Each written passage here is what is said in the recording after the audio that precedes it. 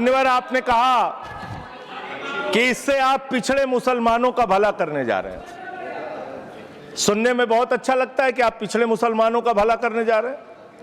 आपने इसमें कहा कि आप महिलाओं का भला करने जा रहे हैं। सुनने में बहुत अच्छा लगता है कि आप महिलाओं का भला करने जा रहे हैं, लेकिन ये सरकार और यहां पे इस समय मंत्री जी नहीं है, मैं उनसे पूछना चाहता हूं, आप देश को और सदन को गलत जानकारी क्यों दे रहे हैं? मान्यवर, 2013 के वक्फ बिल में जो भारतीय जनता पार्टी की सहमति और सहयोग से पास हुआ, उसमें भी महिलाओं के लिए आरक्षण था। मना कर दीजिए कि नहीं था, मना करिए कि हम गलत बोल रहे हैं। मान्यवर, मंत्री जी ने कहा 1 करोड़ सुझाव आया। मैं आपसे पूछना चाहता हूं, कितने करोड़ ईमेल आए, कितने करोड़ पत्र आए, कितने करोड़ सुझाव आए? पूरे देश को जानकारी दीजिए, और मैं आपको दावे के साथ कह सकता हूं, जब पूरा सच सामने आएगा तो देश को पता चलेगा कितने लोग इस बिल के विरोध में थे, कितने लोग इस बिल के समर्थन में थे। मैं जेपीसी का सदस्य था मान्यवर, मैं कह रहा हूं आपसे लाइए, और आप पिछड़े मुसलमानों का भला करना चाहते हैं। मैं आपसे हाथ जोड़कर निवेदन करता हूं, विनती करता हूं, और हमारे जो मित्र उधर भी हैं, अगर आप मेरी बात से सहमत हैं तो समर्थन करना। समाज में छुआछूत को, बीमारी को मिटाने के लिए चलिए उठाते हैं कदम, और अगले सत्र में एक बिल लेके आइए। जितने भी हिंदुओं की कमेटियां हैं, ट्रस्ट है, बोर्ड है, उन सारे ट्रस्ट और कमेटियों में 80% आरक्षण दलित, आदिवासी और पिछड़े हिंदुओं को दीजिए। मैं समर्थन करूंगा आपका, माला पहनाऊंगा आपको। आप पिछड़ों का भला करने की बात करते हैं, आप दलितों का भला करने की बात करते हैं। आपकी मातृ संस्था आरएसएस 100 साल तक आपने एक भी दलित, पिछड़ा और आदिवासी, एक भी महिला को आज तक आरएसएस का प्रमुख नहीं बनाया। आप दलितों और पिछड़ों और आदिवासियों की आरएसएस के बारे में भला करने की बात करते हैं। मान्यवर, इस बिल में क्या लिखा है? आप जो भी बातें इस विधेयक के अलावा बोलेंगे, उन सब को मैं एक्सप्लेन करूंगा। ये सच नहीं है क्या ये सच नहीं है? सर, मेरा टाइम रोका जाए, और सर बिल के बारे में बात करते हैं। मान्यवर, मंत्री जी ने कहा आज आप इस बिल को पास कर रहे हैं, आज आपका सीना चौड़ा हो रहा है, आपको लग रहा है एक धर्म के अधिकार को आप छीन रहे हैं। नहीं, कल को आप सभी धर्मों की धार्मिक संपत्तियां छीन के आप अपने दोस्तों का देने का काम करेंगे। मैं फिर इसको दोहरा रहा हूं और फिर इसको कह रहा हूं कि आप ये करेंगे, धार्मिक संपत्तियों के कब्जा करने का काम करेंगे। और किसी गलतफहमी में मत रहिए। आपको लोकसभा के चुनाव में मात्र 36% वोट मिला है। इस देश की 64% आबादी आज भी आपके खिलाफ है, आज भी आपके खिलाफ खड़ी है। किसी गलतफहमी में मत रहिए। बड़ी बड़ी सत्ता उखड़ गई और चली गई। मान्यवर, आपने इसमें लिखा बिल के अंदर कि वक्फ कमेटी के अंदर गैर मुसलमान इसका सदस्य बन सकता है। आप क्या गुरुद्वारा कमेटी के अंदर गैर सिख को मेंबर बना सकते हैं? क्या ईसाई कमेटी के अंदर गैर ईसाई को सदस्य बना सकते हैं?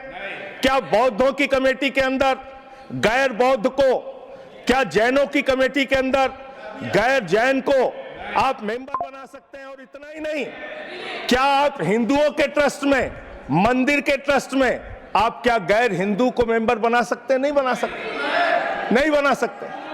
आप एक झूठ फैला रहे हैं देश भर में, देश भर में झूठ फैला रहे हैं। आप कह रहे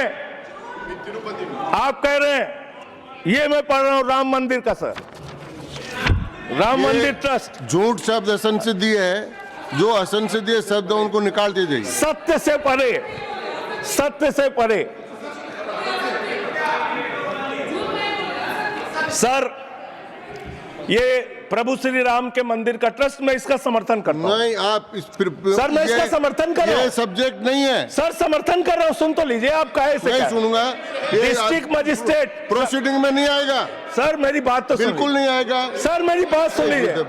घनश्याम जी प्लीज, चेयरमैन साहब, district magistrate of Ayodhya will be ex officio trustee who will be a practicing Hindu. If the DM is not Hindu, then additional district magistrate will be an ex officio member of the trust. हम इसका समर्थन करते हैं sir. Hindu धर्म के trust में हिंदू को member होना चाहिए, आपने लिखा, हम इसका समर्थन करते हैं। लेकिन आप दूसरे धर्मों के ऊपर कह रहे हैं। कल को आप गुरुद्वारा कमेटियों में कहेंगे सिख नहीं दूसरे धर्म के लोग इसमें आएंगे, कल को आप जैन कमेटियों में घुसड़ेंगे, बौद्धों की कमेटियों में घुसड़ेंगे। ये बात गलत है, ये पूरी तरीके से गलत है। और आज पूरे देश को आप बताइए, मान्यवर, पूरे देश को आप बताइए, 2009 में आपने अपना घोषणा पत्र जारी किया था, मैनिफेस्टो। ये मैनिफेस्टो आपका लेके आया हूं, ये तो आपका डॉक्यूमेंट है, मेरे घर नहीं बना। इस मैनिफेस्टो में लिखा है इन्होंने कि 2009 के मैनिफेस्टो में लिखा है कि वक्फ की जमीनों पर जो अवैध कब्जे हुए हैं, के.आर. रहमान की कमेटी की रिपोर्ट के हिसाब से हम मुस्लिम धर्म गुरुओं के साथ बातचीत करके उसको खाली कराने का काम करेंगे। कितना दोहरा चरित्र है आपका। आपने कहा वक्फ की जमीनों को खाली कराने का काम करेंगे जिस पे कोई और कब्जा कर रखा है। मान्यवर, एक और बात, सुप्रीम कोर्ट के अंदर आप कह रहे हो कागज चाहिए, कागज चाहिए। मंत्री जी ने कहा कागज चाहिए। मंत्री जी, आपको कागज की बहुत जरूरत होती है, कागज आपको चाहिए। आपकी सरकार ने 2020 में, ये पूरे देश को देखना चाहिए, पूरे देश को सर, 2020 में मैं जेपीसी का मेंबर था, ये कागज वहां मिला हमें। 2020 में सुप्रीम कोर्ट में, सर आप, मेरी बात नहीं आ रही सर मेरी बात नहीं आ रही। 2020 में मान्यवर, इस भारत की सरकार ने, मोदी जी की सरकार ने शपथ पत्र दिया सुप्रीम कोर्ट में। से क्या लिखा हुआ है? 99% वक्फ की संपत्तियां डिजिटाइज हो चुकी हैं। मुख्तार अब्बास नकवी साहब आपके मंत्री थे, उनका बयान है 100% वक्फ की संपत्तियां डिजिटाइज हो चुकी हैं। तो जब आप सारी संपत्तियां डिजिटाइज कर चुके हैं, सब कुछ ऑनलाइन कर चुके हैं वामसी पोर्टल में, सारे कागजात जांच चुके हैं, तो क्या आप फसाद कराने के लिए फिर से कागज मांग रहे हैं? फसाद कराने के लिए आप फसाद कराने के लिए कागज मांग रहे हैं। आप फसाद कराने वाले हिंदू हैं, हम सौहार्द फैलाने वाले हिंदू हैं। यह बुनियादी फर्क है, यह बुनियादी फर्क है आप में। आप देश भर में फसाद, नफरत, लड़ाई, झगड़ा कराने का काम करते हैं। मान्यवर, मैं अंत में आप लोगों से सिर्फ एक ही बात कहना चाहता हूं कि आज सच्चर कमेटी की रिपोर्ट की बात कही गई और कहा गया 12,000 करोड़ की आमदनी हो सकती थी। एक सुझाव मैं पूरे सदन की तरफ से इस सरकार को देना चाहता हूं। 12,000 करोड़ की आमदनी की चिंता है वक्फ की, करोड़ों मुसलमानों की चिंता है आपको।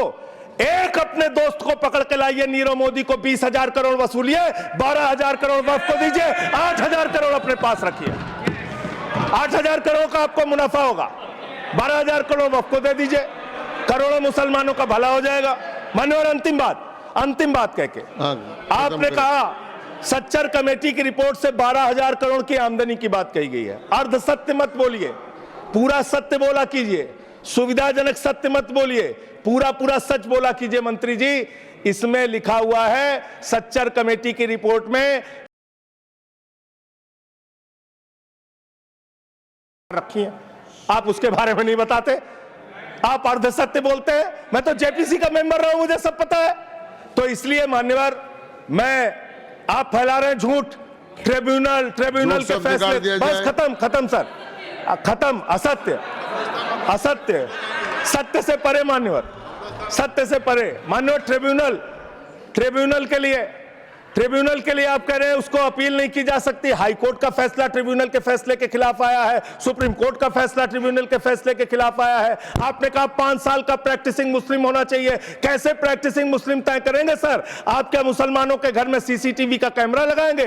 कौन नमाज पढ़ रहा है, कौन नमाज नहीं पढ़ रहा है, कौन मुसलमान है, कौन मुसलमान नहीं है? आपने मान्यवर ऐसे प्रावधान इसमें रखे हैं जो बड़े अजीब हैं, जो अपने आप में ये बताते हैं कि आपकी मंशा सिर्फ देश में झगड़ा कराने की है, नफरत फैलाने की है, फसाद कराने की है। आपकी मंशा कहीं भी मुसलमानों का या किसी वर्ग का भला करने की नहीं है। बस एक अंतिम बात कह के अपनी बात समाप्त करूंगा।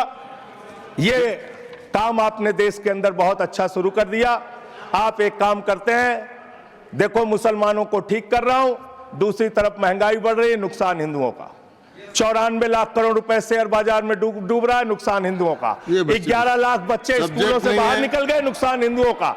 तो मुसलमानों को ठीक करने के नाम पर आप नुकसान देश के करोड़ों हिंदुओं का भी कर रहे हैं। इसलिए ये सब बातें करके देश में आप नफरत फैला के ये सब झगड़े फसाद के काम मत धन्यवाद। कीजिए। और अंत में आपसे एक ही बात कहना चाहता हूं, अभी भी वो मौका है इस बिल को जो गैर संवैधानिक है, जो बाबा साहब के संविधान के खिलाफ है, इसको वापस लीजिए। धन्यवाद।